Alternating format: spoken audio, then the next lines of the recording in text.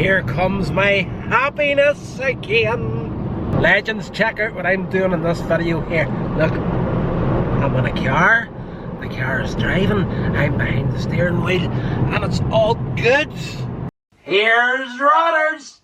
Oh yes, legends, that is correct. You've got a very, very happy Rodney on your hands tonight. It's class. I detest not having a car for a couple of days. It's a necessity in a major way for me. I don't work in the same town I live in. I depend on the car for getting to and from work. It's a liability too. They're flipping money trap.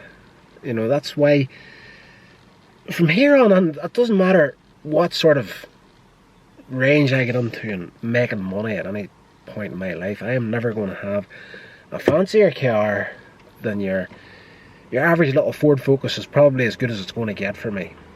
And even at that, after I change to the next car I get, chances are I'm going to downgrade to something a little bit smaller, because, you know, this car is amazing for its age. It's getting up there.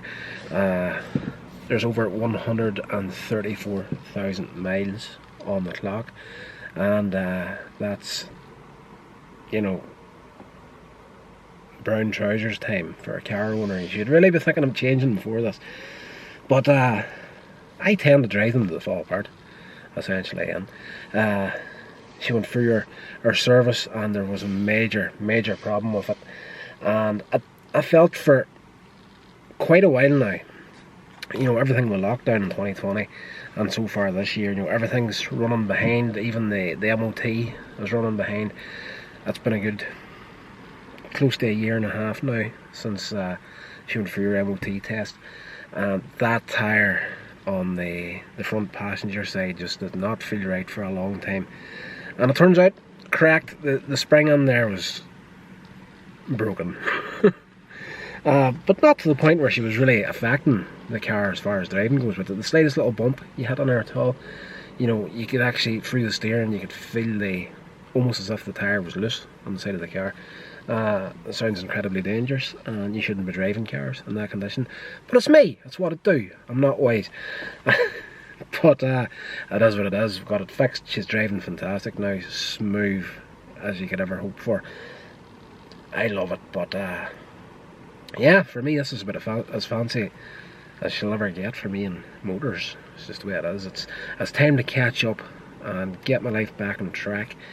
I've got about 10 years to make up for, and to fill you in a little bit on why I feel that I've got 10 years to make up for, let's jump over to past Rodney and let him fill you in on the story.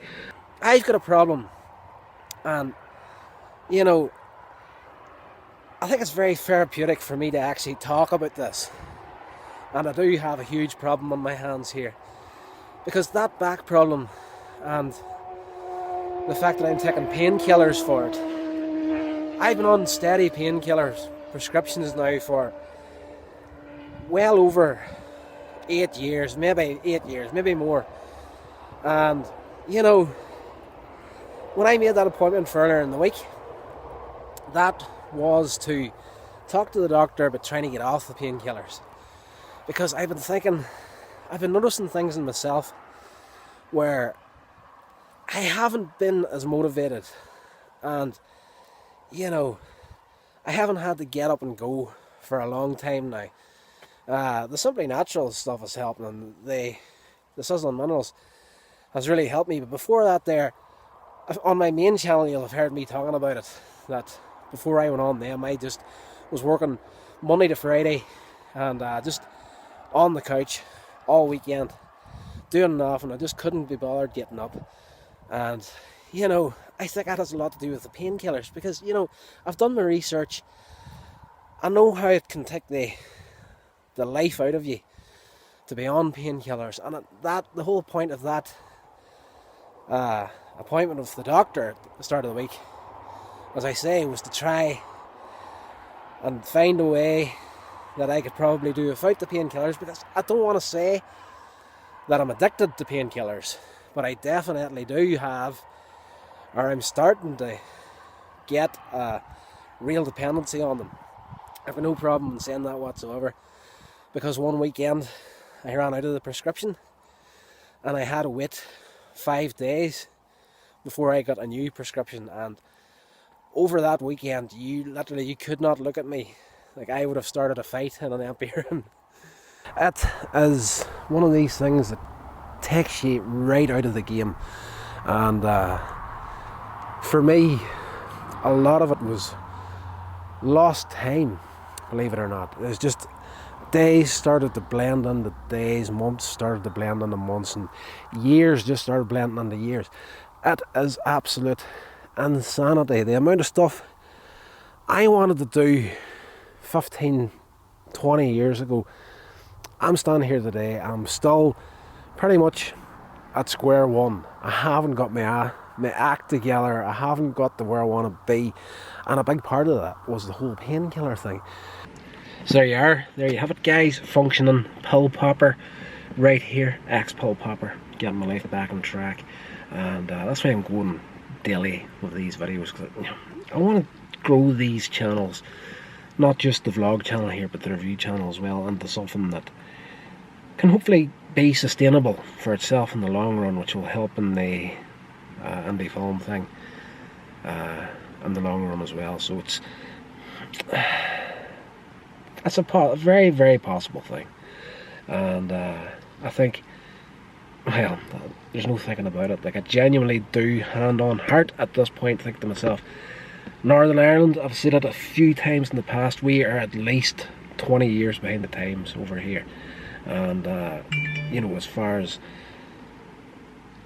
making YouTube videos and that, and trying to grow it into something sustainable to build on as a foundation for something else, very few people doing it in Northern Ireland, and the majority of those guys that are doing it, I don't want to say they're doing it wrong, but they're definitely leaving a few things to chance that I wouldn't when it comes to this sort of the thing. So we'll see what happens. It is what it is, and it all comes down to the car as well here at the moment, because as much of a liability as this car is, costs me a little bit every year to keep it on the road, at least she's well past the payments now. She's not costing me anything other than fuel, tax and insurance of course, and you know, whatever it takes to get her serviced every year. But you know, essentially she's as good a deal as you can hope for at the moment for a motor. And again, you know, see these people that are buying these big expensive cars and like heading to the 20-30,000 pound range, they're all flipping and seeing, especially if they're using their cars as transport to and from their work. You know, in my mind, you shouldn't be buying a big fancy ass car unless you've really got the money to afford that sort of thing. If you're going to be using a car for work purposes, you don't want something like a, I don't know, you don't want to be buying a flipping Ferrari to drive to and from your work. And that's a bit of an exaggeration, but I have known guys in the past that have had big expensive cars and they've been driving them done just going to and from work, getting no enjoyment out of them whatsoever. But that's life. Everybody, you know, each to their own. But for me, it's time to refocus. I like that, refocus, especially since I'm in a Ford Focus that just had service. She technically got refocused before this video. That is probably the most random thought that you're going to hear today. Yes, time to get the old head back in order, make up for those 10 years lost to painkiller dependency, and put myself back on track and see if I can get to where I feel that I should have been at least 7 years ago at this point. Guys, talk to you in the next video. Guys, thank you so much for checking out the video. Please consider subscribing to the channel, and if you do, don't forget to turn on that bell icon to be notified of future uploads.